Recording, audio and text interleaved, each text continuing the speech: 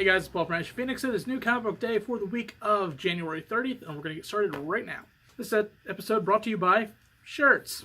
They're half of what you need for service. Shirt. Like, we're actually going to make those shirts. It's just a thing, because we want to. And I know at least somebody out there is going to buy this episode brought to you by shirt. Get started right now. Alright guys, Tim from Capes and Scowls and the comic book store. Thanks for coming and checking us out at the comic book store, 30 North Main Street, Glassboro, New Jersey. And thank you for subscribing to Capes and Scowls. That makes me so happy. That's whatever. So here we go. Here's some trades. We've got Nanjing, the Burning City. This is the first time I believe this is in softcover. It exists in hardcover.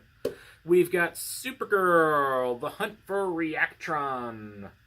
This is an older run of Supergirl. I remember this one. It was pretty awesome, so you should check that out. We got Agent 47, Birth of the Hitman. If you enjoy the Hitman series, I'm not familiar with these people, but I'm sure they're great. We've got an 8-ball comic. I'll let you judge how it's pronounced, but I have a pretty good idea.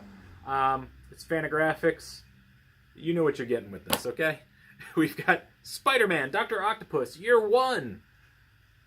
Maybe it's good. He kind of looks like he does in that movie version of him. We've got Green Lanterns, Volume 8. I assume the final one of that. So there you go. We've got DMZ, Book 5. This might be the last one of this as well. I don't remember how many volumes this was. But it's Brian Wood. It's one of his more popular stories.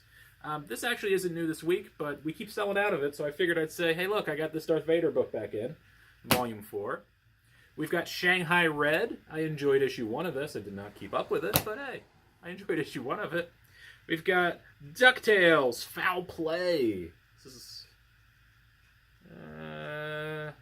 I don't know what volume it is. Collects issues 9 through 11. There you go. It's volume 4-ish. And finally, we got New Lieutenants of Metal. I really enjoy the art for this. I didn't end up reading it. I'll probably check it out in trade because Ulysses Farinus. I love mispronouncing names. He's local to us, so I'll check out his stuff. This is a tough week. I'm sure there's something in here you want to read. First up, we have Mysteries of Love in Space. Issue number 1. I'll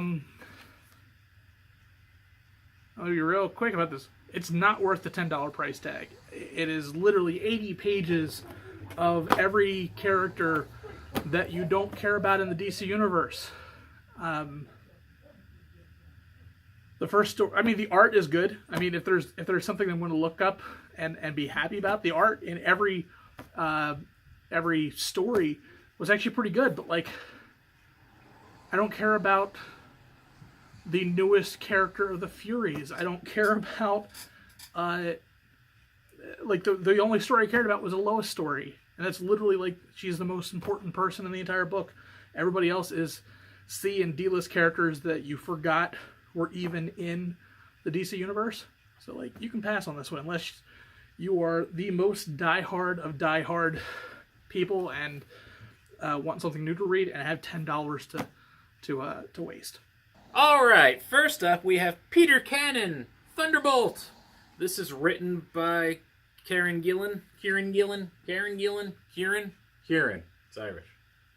I didn't like this. I'm sorry. Peter Cannon is a character that has existed for like 1 billion years, I'm pretty sure. And he's been at DC and Dynamite, I think, and just everybody's had a turn at him. Well, this is Dynamite again, but he's this really awesome superhero, and basically this plot bothered me. It's essentially an alien invasion that is used to unite China, Russia, and the US of A. All their heroes unite to defeat the threat. It just felt like a very watered-down Watchmen plot, and I don't like that. There's a cool reveal at the end, but I really felt like I suffered through to get there. So, yeah, if you're like that diehard Thunderbolt dude, there you go. Next up, we have Hex Wives, issue number 4. I haven't given up on this book yet. We're starting to move. The last 2 issues seemed to just didn't move. Like, it was kind of like... There's sometimes when a book does too much setup of what's going on to where it kind of like drags and you lose the story. That was very much last issue. This issue, things are starting to move because more and more bad things are happening to the group, and that's slowly but surely everybody is starting to find who they are, who they once were. So moving forward, this book is going to get a lot better, I think. But yeah, we had to kind of suffer through an issue or two, and now we're getting to kind of the meat of the story. Okay. This book, you probably were thinking I should not have picked, and you were right. But I was willing to go outside my comfort zone. I don't like the X-Men. I don't like them. This book, Age of X-Men Alpha, didn't help that at all. Basically, it's like a Age of Apocalypse thing where there's all these different variations of the X-Men and all these different stories, and this is kind of like, here's a little taste of all these weird little offshoot X-Men books we're going to have. But they don't give you enough to care about any of them. The main story has X-Men and a bunch of X-Men in a world where there's very little humans or no humans. Everybody's a mutant, and it's like the opposite, and it feels like the 50s for some reason. I guess when you get a mutant utopia, it becomes 1950 again. It is very weird. There's a cool little girl named Luna who they introduced, but like, this book was insufferable. I hated reading it. I read every goddamn panel of it. I hated it. If you love the X-Men to the point where you just can't live without them, then you read this.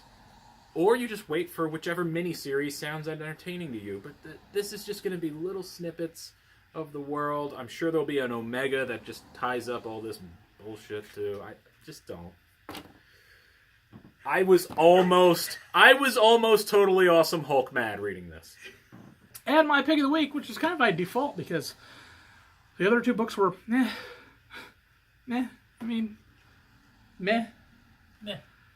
Heroes in Crisis issue number 5. You know, Tom King is going to do awesome work. Clayman is just killing everything, every panel of this book. It is spectacular. This is a setup issue though, so there's not a ton that is happening. You're starting to see a little bit more of the Blue Beetle, Booster Gold storyline kind of coalesce, and some of the things that are happening between Batgirl and Harley. And you get a very long speech that kind of goes through the book that Superman is doing, that if you're a fan of the wedding issues, it's a very similar storytelling that they have where a lot of things are happening with a kind of a speech overlay that Tom King does extremely well. And yeah, this is the saving grace of the week for me. I was happy this book came out because yeah, there was nothing else really good to read. But you should pick up Heroes in Crisis. There was a kind of a bombshell dropped at the very end of this book, and yeah, it's a good one. All right, and it's time for my pick of the week. And of course I'm going to enjoy Rick and Morty by Kyle Starks. I love Kyle Starks. He's so dreamy. But I tell you what, man, I feel angry, but it's just because of that X-Men book. It's like carrying over, like stupid X-Men book. This book was great. It is a Westworld parody of Rick going to a Ricktopia where he can do fantasies to Jerry and Morty robots that he can hurt and maim, like kick them in the balls over and over repetitively. And Morty goes to Mortyland, which is hilarious.